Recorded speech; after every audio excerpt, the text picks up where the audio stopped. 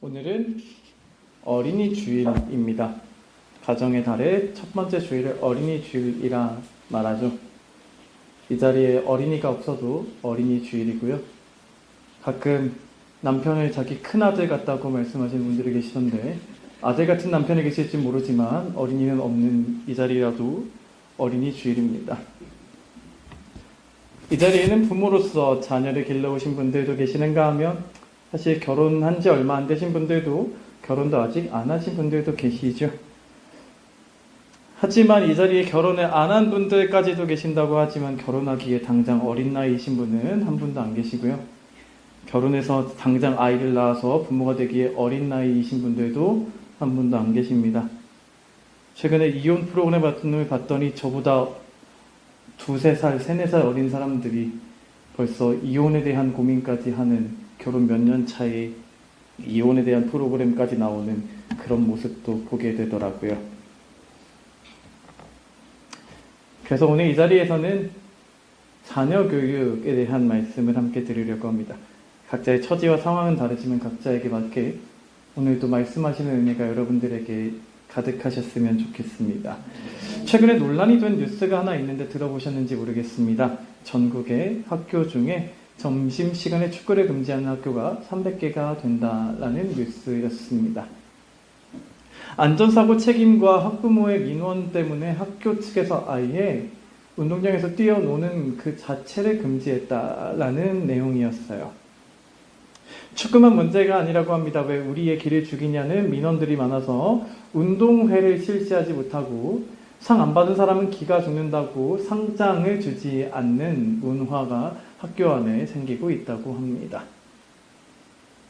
우리 사회는 이렇게 자녀를 아끼는 부모의 마음이 극단적인 행동으로 표현되어서 사회적인 문제를 낳고 있는 시기입니다. 저는 심지어 이런 얘기도 들어봤어요. 학교에서 수련회, 소위 그 수학여행 같은 걸 가는데 부모가 뒤에 승용차를 가지고 따라와가지고 그 식당에 가서 우리 애는 이런 거 못 먹는데 왜 여기서 밥을 먹이냐 하는 식으로 따지는 일도 있었다고 말이죠. 더 나아가서 대학 교수님에게 부모가 전화를 하고 군대의 장교들, 간부들은 부모에게 보고를 해야 되는 상황이라고 합니다. 무엇이 아이를 사랑하는 걸까요? 자녀를 향해 좋은 건 과연 무엇일까요? 아이를 낳기 전에도 아이를 기르면서도 어떤 부모가 되어야 할까라는 고민조차 적었던 게 아닌가라는 생각을 해보게 됩니다. 그럼 신앙인은 어떨까요? 신앙을 가진 부모로서 자녀는 어떻게 길러야 하는 걸까요? 자녀를 원하시는 분들은 이런 것 고민하고 계시나요? 오늘 본문 속에 있는 말씀은 자녀 교육에 대해 말씀하시는 아주 극히 일부에 불과합니다만 오늘도 이 말씀을 통해서 다시 성경적인 기준이 무엇인지 우리가 말해야 하고 가르쳐야 하고 기억해야 하는 것이 무엇인지를 다시 새기는 은혜가 그래서 기뻐하시는 모습으로 나아갈 수 있는 우리가 다 되게 하시길 주님의 이름으로 축원드립니다. 아멘. 오늘 말씀을 통해서 듣는 첫 번째입니다. 오늘 말씀은 이렇게 우리에게 말씀하십니다. 예배의 중요성을 가르쳐야 합니다. 첫 번째로 이렇게 말씀하십니다. 예배의 중요성을 가르쳐야 합니다. 13절 말씀인데요. 우리 13절 말씀 한번 같이 읽겠습니다.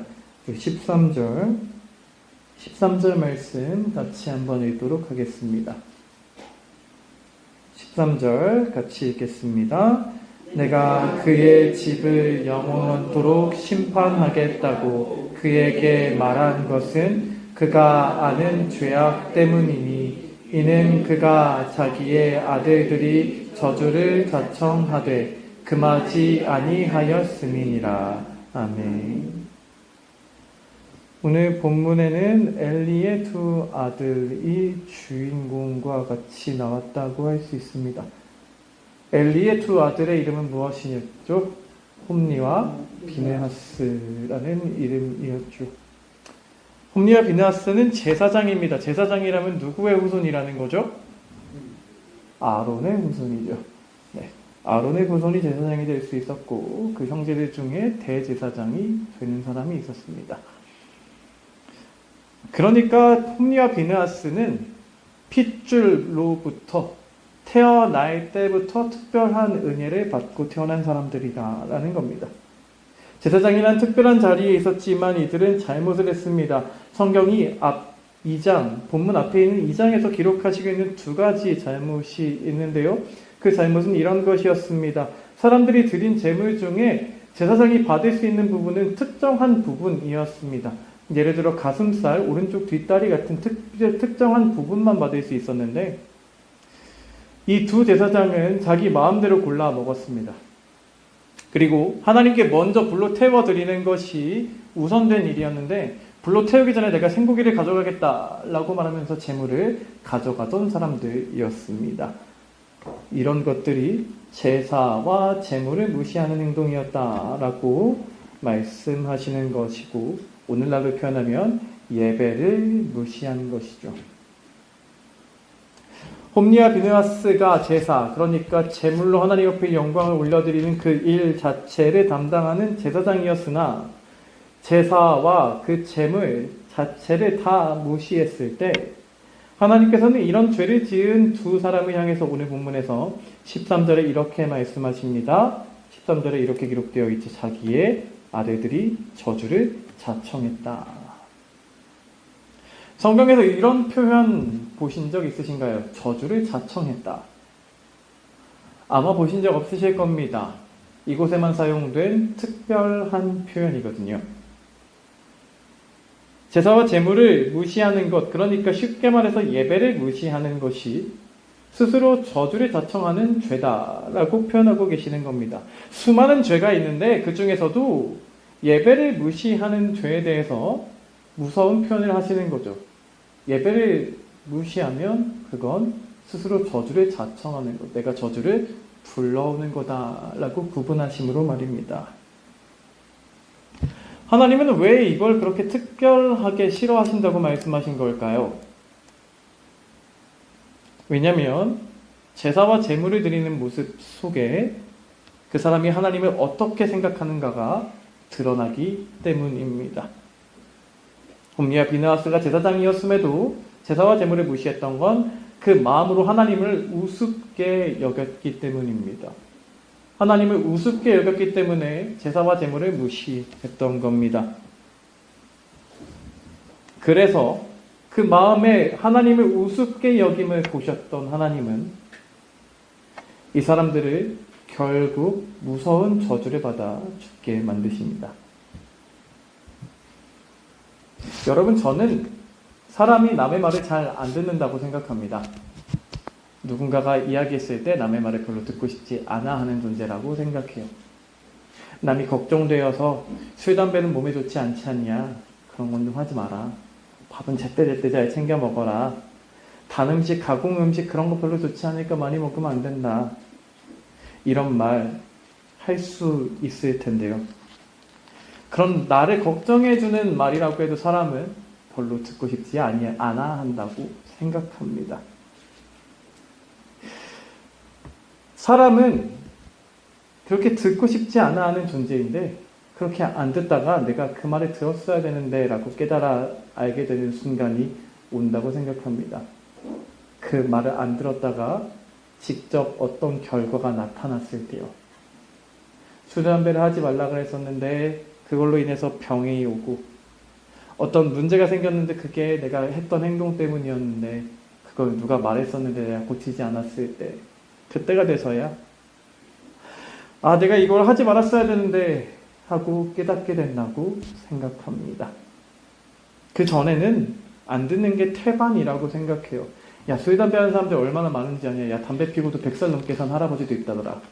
야, 내가 지금까지 수십 년 동안 이렇게 했는데 아무 문제 안 생겼다 라고 온갖 말을 다 해가면서 듣지 않으려고 하는 게 일반적이라고 생각해요. 그래서 저는 이게 지혜라고 생각합니다. 내 잘못된 행동이 결과로 나에게 돌아오기 전에 남의 말을 들을 수 있는 것. 내 잘못된 행동이 결과로 나타나기 전에 내가 잘못하고 있다고 깨달아 알 수 있는 것. 그게 우리의 지혜가 아닐까라고 생각해 봅니다. 사랑하는 여러분, 오늘 말씀을 들으면서 우리에게 그런 지혜가 있기를 원합니다. 어떤 행동이 어떤 결과를 불러오기 전에 잘못되었던 것을 깨닫는 지혜. 특별히 예배에 대해서 말이죠. 하나님은 우리의 예배하는 모습을 통해 우리가 하나님을 어떻게 생각하는지를 판단하신다 하십니다. 우리가 하나님을 존중히 여기고 있는지, 하나님을 멸시하는지, 예배를 소중히 여기고 예배에 바른 자세로 열심히 다해 참여하는 사람을 하나님을 귀중히 여긴다, 소중하게 여긴다고 생각하시고, 예배를 무시하고 함부로 대하는 사람, 소홀히 여기는 사람을 하나님을 우습게 여긴다고 여기신다는 것이죠. 그래서 예배가 중요합니다. 예배를 함부로 대하는 일을 그 마음을 가지고 판단하시기 때문이죠. 그래서 예배를 함부로 하는 일이 하나님을 무시하는 것이 되기에, 무시하는 마음에서부터 나온 것이기에 하나님은 그 사람을 가만히 두지 않으신다는 것입니다. 하나님은 그 사람을 저주하신다 라는 것이 성경의 직접적인 표현입니다. 인간적으로 표현해보면 말이에요. 예배는 왜 드리는 거예요? 쉽게 말해서 그냥 인간적인 말로 한마디로 표현하면 복 받고 싶은 마음도 있는 거죠. 우리가 하나님을 이렇게 섬겨서 좋은 걸 받고 싶은 거잖아요. 은혜를 받고 응답하심을 얻고, 그런 마음이 없는 사람이 어디 있겠어요.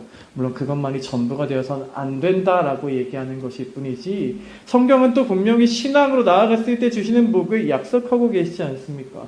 그런데 예배를 드려놓고 저주를 받는 인생이 된다. 예배를 드리긴 드렸는데 그걸 통해서 내가 저주를 불러왔다. 그건 얼마나 어리석은 일일까요? 특별히 제사장이었던 이 사람들을 생각해 보세요. 누구보다 예배를 많이 드렸던 사람이고요. 남들의 예배를 드려주는 사람입니다. 그런 사람들이 예배를 드리면 드릴수록 스스로 저주를 불러오는 꼴이 되었다면 그 사람들만큼 불쌍한 사람들이 없는 거 아닐까요? 차라리 막말로요. 안 드리고 저주를 받았다. 저 사람은 하나님을 안 섬기다 저주를 받았다. 그러면 그게 나은 거죠. 예배는 드린다고 다 했는데 내가 제사장이라는 이름을 가지고 예배를 열심히 드렸는데 그것 때문에 열심히 했던 그 행동이 하나님의 기준에 맞지 않아서 그것 때문에 내가 저주를 받아 죽어요. 그거 얼마나 무식한 일인가요? 얼마나 어리석은 일인가요? 사랑하는 여러분, 오늘 말씀을 통해 다시 예배를 귀중히 여기고 바르게 드리는 이 일이 얼마나 중요한 것인지를 깨달아 아는 여러분들이 되셨으면 좋겠습니다. 특별히 어린이 주일입니다. 성도님들 모두가 여러분들의 사랑하시는 자녀들에게 예배의 중요성을 가르칠 수 있는 부모가 되셨으면 좋겠습니다. 무슨 일이 있어도 주일 예배는 빠지면 안 되는 거라고, 예배는 언제나 너의 우선순위가 되어야 한다고 가르쳐 주시기 바랍니다. 예배 시간에 일찍 갔으면 갔지 절대로 늦으면 안 되는 거라고, 너가 예배 시간에 대충 앉아 있으면 안 되는 거라고, 열심히 다해 참여해야 한다고, 매 순간 최선을 다하라고 가르치시기 바랍니다. 예배의 중요성은 말로 가르치는 게 아닙니다. 보여주는 겁니다. 몇 시간을 붙잡고 내 이야기를 늘어놓는다고 아이가 변하는 게 아니라 내가 한번 보여주는 그 모습을 본다 합니다. 그래서 아이는 부모의 뒷모습을 보고 자란다고 표현하기도 하죠. 보여주셔야 합니다.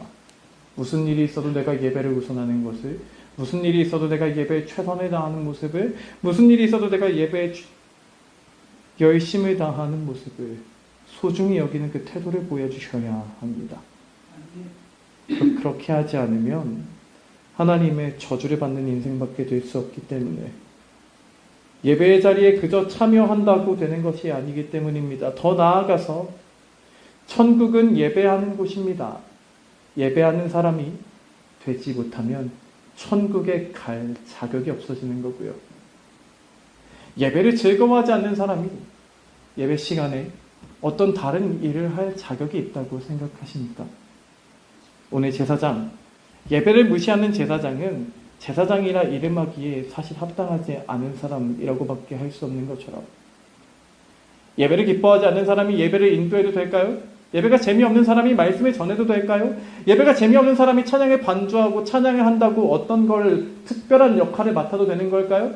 찬양할 때 내가 열심히 하지는 않지만 내가 특별히 나가서 남들 앞에 하는 것만 기뻐하면 되는 걸까요? 예배 시간은 그런 시간인가요? 아닙니다.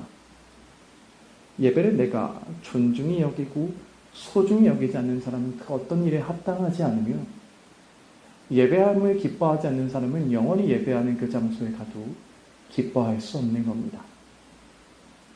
그렇다면 부모이신 성도님들, 여러분들은 사랑하시는 여러분들의 자녀들에게 무엇을 가르쳐 주셨나요? 자녀들에게 세상의 다른 어떤 중요한 것보다 예배의 중요성을 가르쳐 주려고 노력해 보셨습니까? 자녀가 어떤 모습으로 예배를 대하는지 관심을 가지고 계십니까? 예배를 무시하는 게 얼마나 무서운 행동인지 잊고 계셨던 건 아닙니까?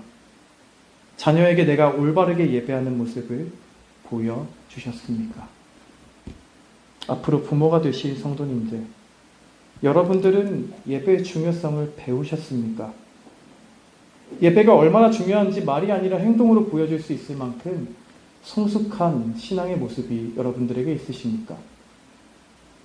여러분들이 아무리 훌륭하고 예쁜 자녀를 하나님께 받아 기르게 되신다고 해도 그 자녀가 예배를 무시하는 사람으로밖에 자라지 못한다면, 나의 부모가 그런 모습밖에 보여주지 않아서 이 자녀도 그렇게밖에 살지 못하게 된다면 그 자녀는, 여러분들의 예쁜 자녀는 저주받는 자녀밖에 될 수 없는 겁니다.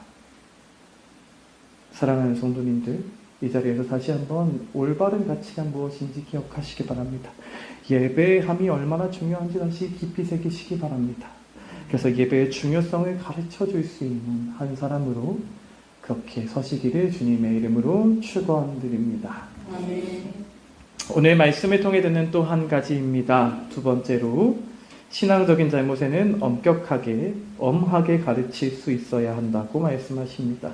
신앙적인 잘못에는 엄하게 가르치는 자세가 필요하다고 오늘 성경이 말씀하십니다. 이번에 이런 질문 한번 드려보면 좋겠습니다. 부모였던 엘리 제사장이 있습니다. 성경에 나오진 않는데 한번 상상해 볼게요. 내가 제사장인데 이제 내 자녀들이 제사장으로 이제 크면 될 거예요. 그러면 제사장으로서 그 아들들에게 제사에 대해서 잘 가르치려고 노력을 했을까요? 안 했을까요? 성경엔 나와 있지 않습니다만 일반적으로 우리가 생각할 수 있는 건 당연히 열심히 가르치려고 했던 게 인지상정이다라고 표현해 볼 수 있겠죠. 또 생각해보면 사무엘이라는 사람도 결국 엘리한테 배운 거거든요. 그러면 사무엘은 그렇게 자랐고 두 아들은 자라지 못했다라고 한다면 얘네한테는 안 가르쳤는데 사무엘한테는 가르쳤다라기보단 똑같이 가르쳤는데 무언가가 달랐다라고 표현해 봐야겠죠. 그러니까 엘리의 문제는 가르치지 않았다가 아닌 겁니다. 가르치지 않았다가 아니라 오늘 엘리의 문제는 이것이었다고 13절이 말씀하세요. 금지하지 않았다입니다. 13절 말씀 한번 다시 보실까요? 본문 13절 말씀 다시 한번 보겠습니다. 13절 말씀, 본문 13절 말씀 다시 한번 같이 읽겠습니다. 13절입니다. 내가 그의 집을 영원토록 심판하겠다고 말한 것은 그가 아는 죄악 때문이니 저주를 자청하되 금하지 아니하였음이니라. 아멘. 하나님께서 사무엘을 통해 이런 무서운 말씀을 주시기 전에도 2장을 보면 먼저 말씀하셨던 적이 있습니다. 아주 무서운 말씀을 내가 전에 한 말이라고 표현하시면서 하시는 말씀이 있는데, 그 말씀 속에서는 아들들의 죄악을 조금 더 구체적으로 표현하셨다면 오늘 13절의 말씀의 강조점은 아들들의 죄에 대해 말씀하시는 것보다 금하지 않았다라는 것에 강조점이 있다고 원어를 통해 해석하는 학자들이 이 강조점에 대해서 표현하곤 합니다. 그러니까 13절에서는 아들들의 죄를 말씀하시는 것보다 아들들을 금하지 않은 엘리를 다시 책망하고 계시는 것이다 라고 우리는 이해할 수 있는 거예요. 금지하지 않았다. 금지하지 않았다. 엘리는 그러면 아들들한테 아무런 이야기도 안 했을까요? 혼내지 않았다는 걸 말씀하시는 걸까요? 아니요, 성경은 엘리가 혼내는 장면도 보여주십니다. 2장을 보면 엘리가 내 아들들아 그렇게 하지 말아라 라고 말하는 장면이 나옵니다. 분명히 혼내기는 했습니다. 그럼 무엇을 말씀하시는 걸까요? 하나님이 원하시는 게 그냥 그러면 안 돼 라고 말하는 게 아니었다는 겁니다. 하나님께서 원하시는 만큼 충분히 엄격하고 분명하게 징계하지 않았다. 그것을 책망하시는 겁니다. 하나님은 아들들이 잘못된 행동을 할 때 그들의 악한 기세를 꺾어버리기 원하셨습니다.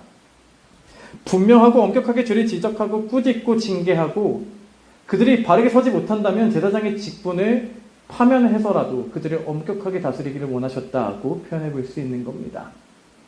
하지만 그렇게 안 했다는 것입니다. 하나님이 원하시는 만큼 금지하지 않았던 걸 책망하시는 겁니다. 성경은 잘 아시는 것처럼 자주 자녀들에게 가르치라라는 것을 명령하십니다.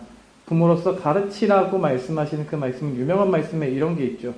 가르치는 게 얼마나 부지런히 해야 되는지, 길에 앉았을 때든지 누웠을 때든지 일어날 때든지 집에 있을 때든지 아무 때든지 부지런히 가르치라는 말씀도 하시고요.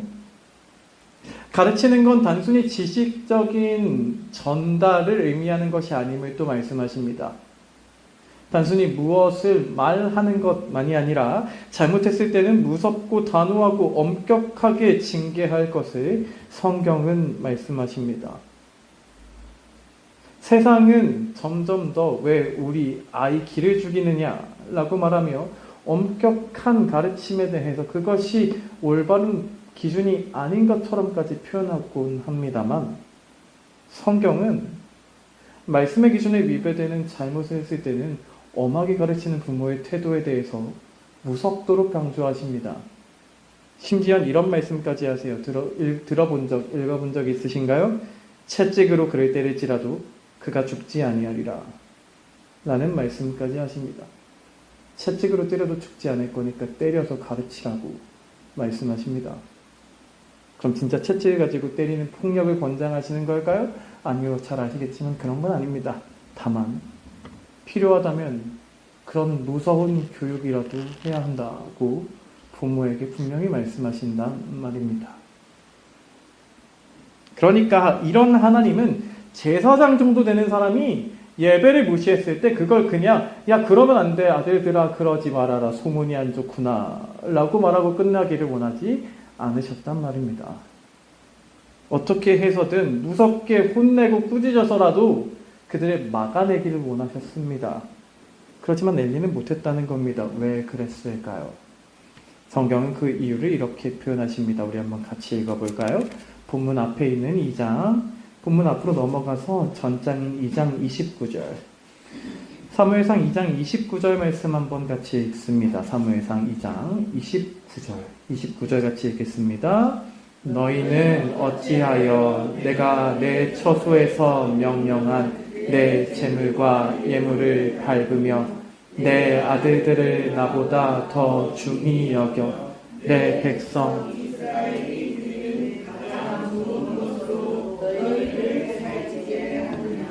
아멘. 말씀을 통해 같이 대답해 볼까요? 왜 엘리가 아들들을 엄하게 꾸짖지 못했나요?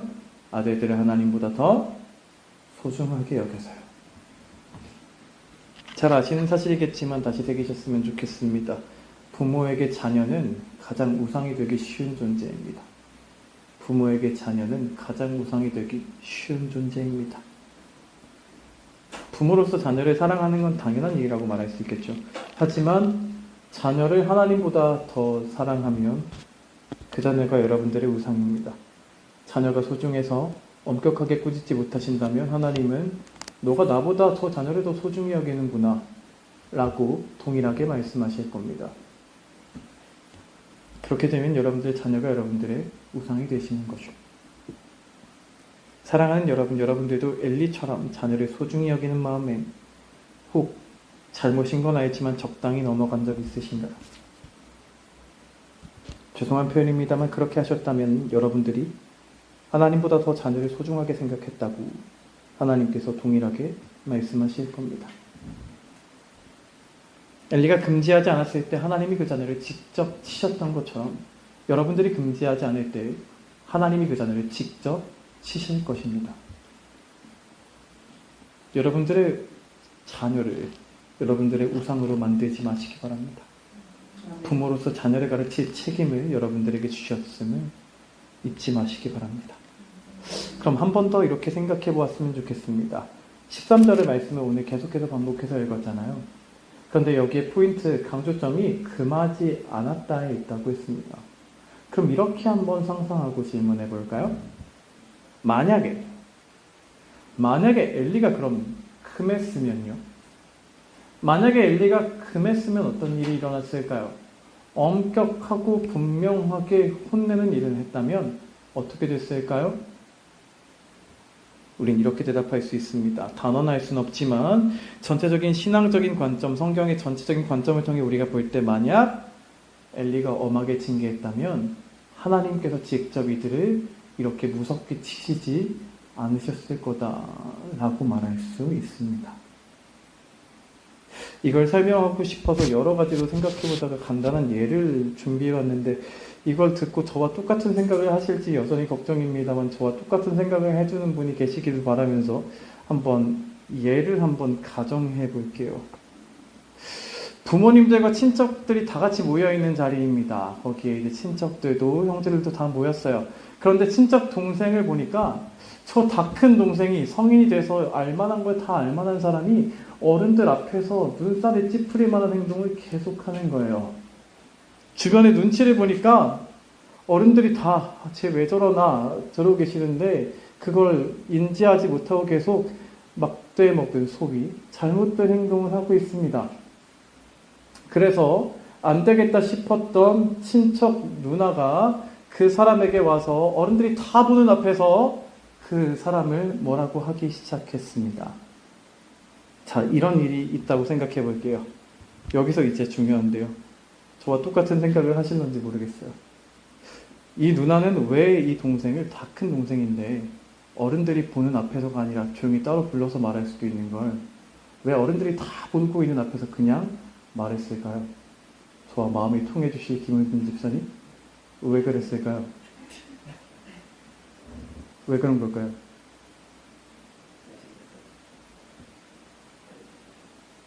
네, 저는 그런 의도가 있다고 생각합니다. 내가 대신 혼내니까 어른들은 가만히 계세요라고 내가 대신 혼내준 거라고 생각해요. 감사합니다. 마음이 통해 주셔서. 어른들한테 혼나면 훨씬 더 무섭게 혼났겠죠. 그런데 제가 누나로서 뭐라고 할게요? 뭐라고 하지 말아주세요? 라는 걸 눈치로 그렇게 보여준 거라고 생각해요. 여러분, 부모가 자녀를 혼내는 게 바로 이런 것이라고 표현할 수 있는 겁니다. 한마디로 말하는 말이에요. 하나님이 화를 내고 계시는데 화가 나신 하나님 대신에 내가 혼내는 겁니다. 내가 적절히 징계하면 부모가 하나님이 하셔야 할 행동을 대신한 것으로 여기신다고 말할 수 있는 겁니다. 그래서 부모가 무섭게 징계하고 화를 냈을 때 하나님이 더 무서운 심판을 가져오지 않으시고 그를 직접 치지 않으실 수 있는 것인데 부모에게 맡겨주신 가르침의 위치가 그런 것인데 반대로 부모가 자녀의 잘못을 묵인하고 넘어가면 하나님은 직접 매를 들고 심판하신다는 것이에요. 그래서 적절하게 징계하는 것은 요즘 표현으로 우리의 기회 죽이는 게 아니라요. 사실은 아이 안에 있는 심판받을 만한 요소를 미리 제거하는 훨씬 더 자비로운 행동인 겁니다. 오히려 잘못을 알면서도 징계하지 않는 게 겉으론 자비로워 보일지 모르지만 사실은 더 큰 심판을 받도록 내버려두는 잔인한 자비고 어리석은 자비인 것입니다. 사랑하는 여러분, 여러분들은 엄격하게 징계할 수 있는 부모로 살아오셨는지요? 앞으로 자녀가 되기 원하시는 여러분들은 분명하게 징계할 줄 아는 부모가 될 준비가 되어 있으신지요? 말씀에 맺어봅니다. 자녀도 없고 길러본 적이 없는 사람이 이런 말씀을 드리는 건 그저 이것이 우리가 함께 새겨야 할 진리이다 라는 것 하나 때문이지 저라고 어떤 것을 잘하고 있는 것도 잘할 수 있다고 말하며 여러분들을 무시하고 싶은 것도 아님을 잘 아실 줄 압니다. 다시 말씀 앞에서 함께 새기기를 원합니다. 이런 사람들이 있더라고요. 자녀를 기르는 목표, 육아를 이렇게 표현하는 말을 들었습니다. 육아의 목표가 무엇이라 생각하시나요? 이런 단어로 표현하더라고요. 자립, 독립이라고 말이에요. 내가 없으면 살 수 없었던 아이가 다 커서 내가 없어도 한 어른으로서 훌륭하게 살아갈 수 있도록 만들어내는 것, 그게 육아의 목표라고 말입니다. 전 이 목표를 가지고 신앙적인 이야기를 이렇게 표현해보고 싶습니다. 그리스도인들의 육아의 목표는 한 신앙인이 독립적으로 서서 하나님을 섬길 수 있게 만드는 것입니다. 한 사람이 하나님을 홀로 바르게 섬길 수 있도록 만들어내는 것. 내가 없어도 올바른 신앙으로 살아갈 수 있게 만들어내는 것. 그럼 이렇게 표현해 볼 수 있겠죠. 내가 만나던 하나님을 내 자녀가 만나게 하는 것. 내가 믿는 하나님이 나의 자녀의 하나님이 되게 하는 것. 그래서 내가 없어도, 내가 없는 곳에서도 혼자서도 하나님을 의지하고 하나님을 열심히 다해 섬기고 하나님께 복종하는 자를 살아갈 수 있는 신앙인이 되게 하는 것. 이것이 그리스도인의 육아의 목표입니다. 그렇다면 마지막으로 다시 질문 드리고 싶습니다. 여러분들의 자녀는 어떤 모습이라고 생각하시나요? 여러분들의 자녀는 인격적으로 하나님을 만났을까요? 단순히 교회에 나오는 것 말고 이런 것에 정말 관심 가져 보셨습니까? 여러분들이 보지 않는 자리에서도 여러분들은 충분히 성실하고 진실하게 여러분들의 자녀가 하나님만 섬길 수 있을 거라고 확신하시나요? 자녀된 여러분들은 어떠십니까? 내 부모님의 하나님이 아니라 나의 하나님을 만나셨습니까? 부모님과 가족의 눈치 때문에 교회에 나오고 신앙생활하는 게 아니라 내가 하나님을 만나고 깨달았기 때문에 하나님께 복종하고 의지하는 삶을 살고 계십니까? 다시 표현해보기는 이 자리에 결혼하지 않으신 분들까지도 당장 결혼하고 아이를 낳아도 하나도 이상할 게 없는 나이가 되셨는데, 그러면 여러분들은 자녀에게 하나님을 가르칠 만큼 성숙한 신앙인이십니까? 오늘은 어린이 주일입니다. 오늘 다시 한번 우리에게 들려주신 하나님의 말씀이 오늘 우리가 다시 한번 각자의 자리에서 또한 앞으로 맡겨주신 자리에서 우리가 더욱더 아름답게 성장할 수 있도록 변화시키는 능력의 말씀이 되게 하시기를 주님의 이름으로 축원드립니다. 아멘. 오늘 말씀대로 그렇게 우리를 변화시키시기를 원한다는 마음으로 함께 찬양하려고 하는데요. 주께 가오니 함께 찬양하겠습니다.